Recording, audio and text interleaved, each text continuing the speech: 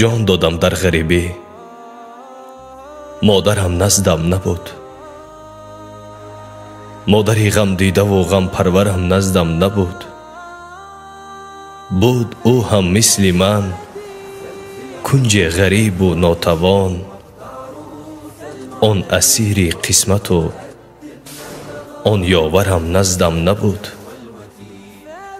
گفته بود روز پدر که سایه سر می شود، جان به حق بسپاریدم تاج سرم نزدم نبود.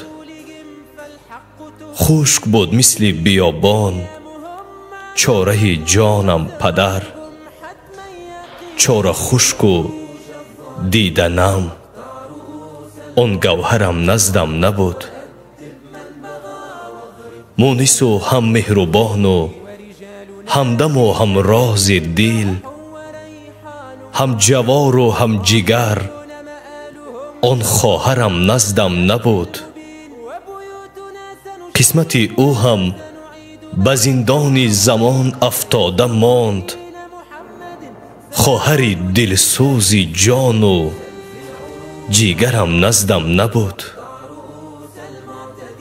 دیگران بر خاک ماندن جسم من را واه دریغ، روزی پدرودم اکا و دادرم نزدم نبود.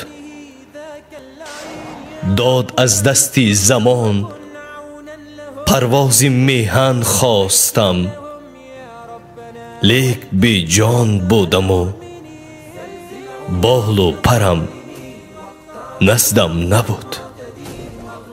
جان دادم در غریبی، مادرم نزدم نبود.